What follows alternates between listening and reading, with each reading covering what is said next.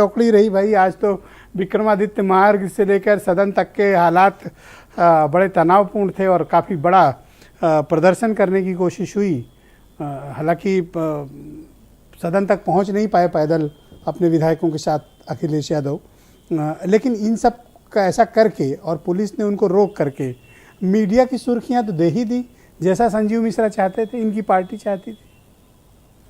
बिल्कुल, देखिए आज विधानसभा का सत्र था और चलना नहीं था, लेकिन भीड़ ज़्यादा थी और पुलिस ने शायद इसका आकलन कर भी लिया था और इसीलिए उसने बल्लियां लगाकर पूरे रास्ते को रोका। हालांकि उसके बावजूद अखिलेश यादव का धरने पर बैठना काफ़ी मीडिया अट्रैक्शन बना। लोग इसको पॉलिटिकल स्टंट कहते हैं, लेकिन राजनीति में राजनीतिक व्यक्ति अपने हिसाब से जो निर्णय लेगा उसका हर कदम राजनीतिक ही कहा जाएगा। ये जो तस्वीर आज देखने को मिली ये दर्शाती है कि लोकतांत्रिक सिस्टम में जब हम सत्ता में रहते हैं तब हम बहुत सारे मूल्यों की, लोकतांत्रिक मूल्यों की परवाह नहीं करने वालों लोगों को दुहाई देते हैं। जब हम विपक्ष में चले जाते हैं तो कहते हैं कि लोकतंत्र कुचला जा रहा है। अलग अलग नज़रिए से सत्ता पक्ष में विपक्ष में ये देखने का नज़रिया हो जाता है, लोगों का बातचीत का तरीका बदल जाता है। लेकिन आज अखिलेश यादव ने सुर्खियां बटोरी, चर्चाएं उनको मिली और वो धरने पर बैठे भी देर तक धूप में। देखिए लड़ाई तो होनी है क्योंकि सत्र बहुत छोटा है, 4 दिन का है और ये ठीक से चल पाएगा ये कहना मुश्किल है। लेकिन इतना ज़रूर है कि हंगामा होगा और कुछ औपचारिक चीज़ें होंगी। आज इतना बड़ा हंगामा सब हुआ, लेकिन न बसपा को कोई पूछता है न कांग्रेस को कोई पूछ है। हाँ, उससे ज़्यादा पूछ तो राष्ट्रीय लोकदल की हो रही है। उनके पास तो 8 विधायक हैं, वो भी कम से कम अपना काम कराए। सबसे बड़ी बात यह है ब्रजेश जी कि कुछ लोग ये कहते हैं कि नेता एसी से नहीं निकल रहे हैं। एसी से निकले तो पुलिस नहीं आगे जाने दे रही है। विपक्ष के पास विकल्प क्या है? वो जाए तो जाए कहाँ? सड़क पे आंदोलन करे, जेल भरो आंदोलन करे, लेकिन जनता तो वोट बीजेपी को दे रही है। बीजेपी का जो अमृतकाल चल रहा है उसके आगे विपक्ष के तमाम सारे आंदोलन, तमाम सारे कोशिश सब कम होती जा रही हैं।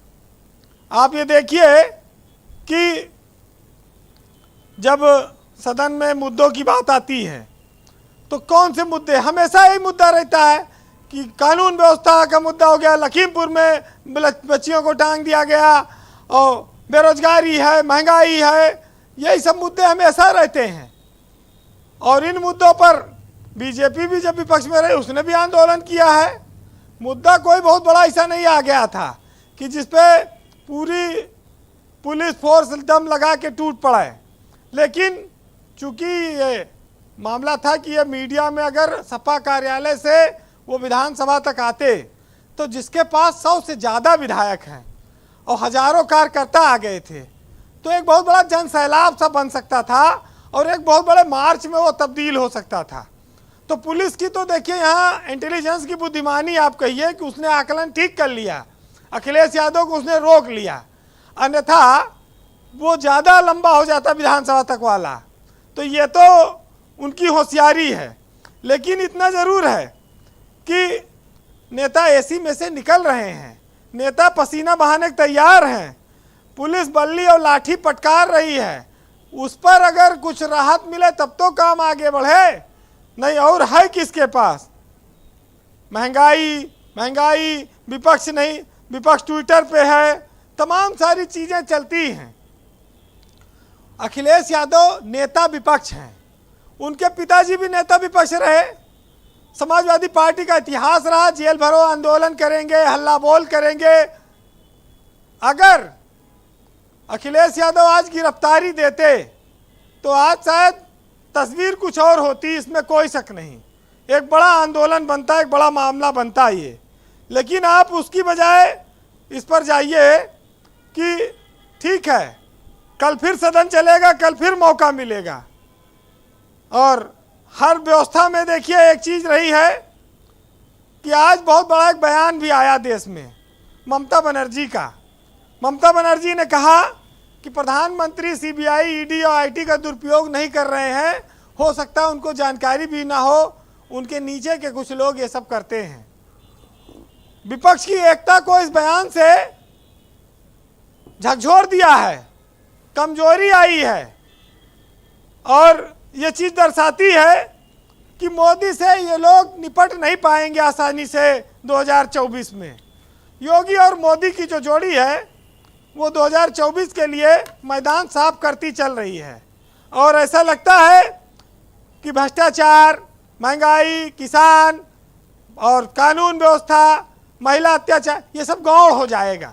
फिर वही आ जाएगा बम बम भोले, काशी बोल रहा है और टोपी और तिलक तराजू और तलवार, तमाम चीज़ें शुरू हो जाती हैं। जी, सब आपको पता है ये प्रदेश में कैसे चीज़ें होती हैं। लेकिन इतिहास इस बात का गवाह रहा है कि आंदोलनों को पुलिस की लाठियों से कुचला गया है। सत्ता ने उनको रोकने की कोशिश की है। अखिलेश यादव ने आज हिम्मत दिखाई है। अगर वो इसको जारी रखते हैं, एक यात्रा देश में चल रही है भारत जोड़ो के नाम से राहुल गांधी की, अगर अखिलेश यादव उत्तर प्रदेश में यात्रा कोई निकालेंगे पैदल तो उसका इम्पैक्ट दूसरा होगा। बहरहाल लोकतंत्र में विधानसभा के मौके पर, अब ये तो आप नया टास्क उनको बता दे रहे हो, यहाँ पैदल नहीं निकल पा रहे हैं, आप यूपी जुड़वाने मेहनत करनी पड़ेगी। 75 जिले हैं, 100 दिन चले, 150 दिन चले, ये कौन सा टास्क कुछ बताए दे चीजें रहे हो? आएंगी।